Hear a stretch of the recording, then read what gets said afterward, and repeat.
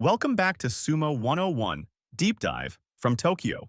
Did you watch the bout between Yokozuna Hoshōryū and Komusubi Wakatakakage on day 14? Hoshōryū desperately needed a win to keep his Yusho hopes alive, because Onosato had already clinched victory after Kotozakura's withdrawal. And then, he did this. What we call Henka, or sometimes Chumon, at the Tachiai. It's not banned. But for a Yokozuna and Ozeki, it's controversial. What exactly is Henka? Henka literally means to change. In sumo, it refers to sidestepping at the initial clash instead of charging head-on. The opponent's momentum carries them forward, and you strike, usually with a slapdown, hatakikomi. It's a surprise attack. Why do Rikishi use it? Smaller or lighter rikishi sometimes use Henka to avoid a head-on collision. Injured wrestlers may use it to protect their bodies. And sometimes, it's pure desperation. A must-win bout where nothing else matters. But here's the thing. Henka is almost never practiced in training. That's because sumo training is about building shingitai, mind, technique, and body, through straightforward, honest clashes. Dodging at Tachiai doesn't fit that philosophy. Why is it criticized? In sumo, the ideal Tachiai is crashing forward or grabbing the mawashi head-on. Fans, commentators, even officials often criticize Henka because it feels like it cheapens the bout. Yokozuna and Ozeki are expected to show dignity, not tricks. In big matches, Henka can ruin the spectacle fans waited all day for.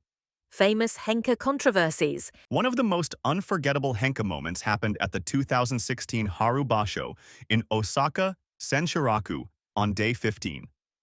Yokozuna Hakuho faced fellow Yokozuna Haruma Fuji. Instead of meeting head-on, Hakuho sidestepped left, won instantly, and clinched his record-breaking 36th championship.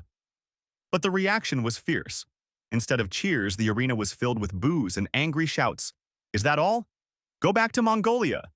Even give back the money. Osaka fans are harsher than those in any other region. During the victory interview, Hakuho broke down in tears and said, "I'm truly sorry." It was a surreal image, sumo's most dominant Yokozuna, apologizing to fans right after winning.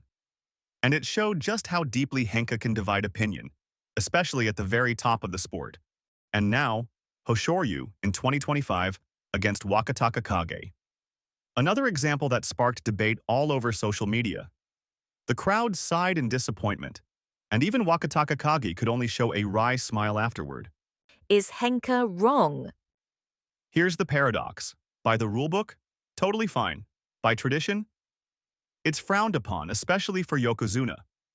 Former Ozeki Konishiki once said, "If people don't like it, ban it." But you can't criticize a wrestler for doing what wins. So Henka sits in a gray zone, a clever tactic for some, a betrayal of tradition for others. When a Yokozuna like Hoshōryū does a Henka, it creates shockwaves.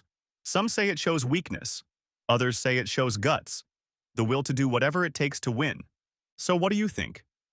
When a Yokozuna or Ozeki does a Henka, is it a clever weapon or an insult to sumo's spirit?